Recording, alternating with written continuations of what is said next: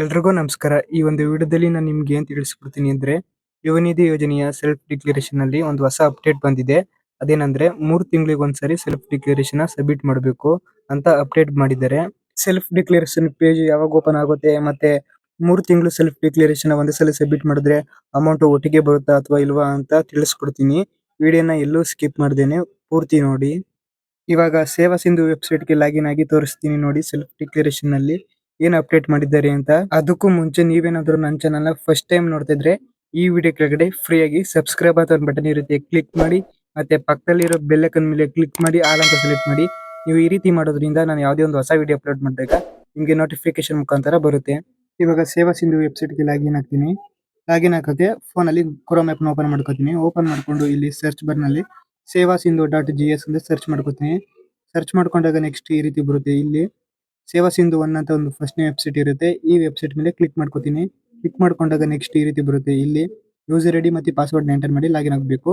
ಇದನ್ನೆಲ್ಲ ಎಂಟರ್ ಮಾಡ್ಕೊಂಡು ಇವಾಗ ಲಾಗಿನ್ ಆಗ್ತೀನಿ. ನೆಕ್ಸ್ಟ್ ಲಾಗಿನ್ ಆದ್ಮೇಲೆ ಈ ರೀತಿ ಬರುತ್ತೆ. ಇಲ್ಲಿ 3 ಲೈನ್ಸ್ ಇರುತ್ತೆ. ಇದ್ರ ಮೇಲೆ ಕ್ಲಿಕ್ ಮಾಡ್ಕೊಬೇಕು. ಇಲ್ಲಿ ಅಪ್ಲೈ ಫಾರ್ ಸರ್ವಿಸ್ ಅಂತ ಆಪ್ಷನ್ ಇರುತ್ತೆ. ಇದ್ರ ಮೇಲೆ ಕ್ಲಿಕ್ ಮಾಡಬೇಕು.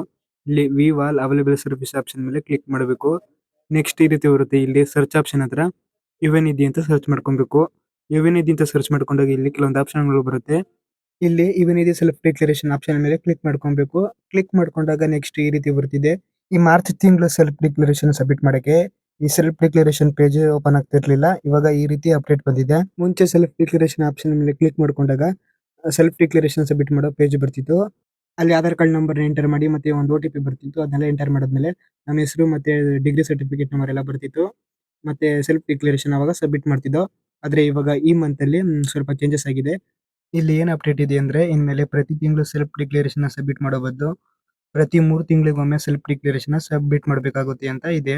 ಮತ್ತೆ ಇಲ್ಲಿ ಯಾವ ತಿಂಗಳು ಅಂತಾನೂ ಸಹ ಇಲ್ಲಿ ಕೊಟ್ಟಿದ್ದಾರೆ ನೋಡಿ. ಮೇ, ಆಗಸ್ಟ್, ನವೆಂಬರ್ ಮತ್ತು ಫೆಬ್ರವರಿ ತಿಂಗಳಲ್ಲಿ 1ನೇ ತಾರೀಕಿಂದ 25ನೇ ತಾರೀಕು ಒಳಗೆ ಸೆಲ್ಫ್ ಡಿಕ್ಲರೇಷನ್ ಸಬ್ಮಿಟ್ ಮಾಡಬೇಕು ಅಂತ ಇಲ್ಲಿ ಕೊಟ್ಟಿದ್ದಾರೆ. ಅಂದ್ರೆ ಮಾರ್ಚ್ ತಿಂಗಳು ಮತ್ತೆ ಏಪ್ರಿಲ್ ಮತ್ತೆ ಮೇ ತಿಂಗಳ ಸೆಲ್ಫ್ ಡಿಕ್ಲರೇಷನ್ ಮೇ ಮಂತ್ ಅಲ್ಲಿ ಓಪನ್ ಮಾಡ್ತಾರೆ. ಅವಾಗ ಸೆಲ್ಫ್ ಡಿಕ್ಲರೇಷನ್ ಸಬ್ಮಿಟ್ ಮಾಡಬೇಕು 3 ಮಂತ್ದು.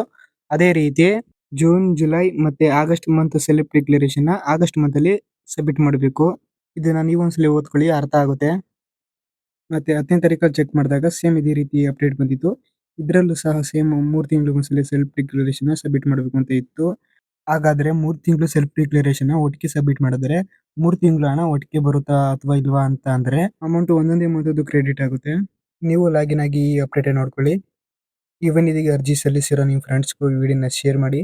ವಿಡಿಯೋ ಇಷ್ಟ ಇದ್ರೆ ಒಂದು ಲೈಕ್ ಮಾಡಿ. ಮತ್ತೆ ಇದೇ ರೀತಿಯ ಯೂಸ್ಫುಲ್ ವಿಡಿಯೋಗಳನ್ನ ನಾನು ಅಪ್ಲೋಡ್ ಮಾಡಿದಾಗ ನಿಮಗೆ ನೋಟಿಫಿಕೇಶನ್ ಮುಖಾಂತರ ಬರಬೇಕು ಅಂದ್ರೆ ಈ ವಿಡಿಯೋ ಕೆಳಗಡೆ ಫ್ರೀ ಆಗಿ ಸಬ್ಸ್ಕ್ರೈಬ್ ಅಂತ ಬಟನ್ ಇರುತ್ತೆ, ಕ್ಲಿಕ್ ಮಾಡಿ. ಮತ್ತೆ ಪಕ್ಕದಲ್ಲಿರೋ ಬೆಲ್ ಐಕಾನ್ ಮೇಲೆ ಕ್ಲಿಕ್ ಮಾಡಿ ಆಲ್ ಅಂತ ಸೆಲೆಕ್ಟ್ ಮಾಡಿ.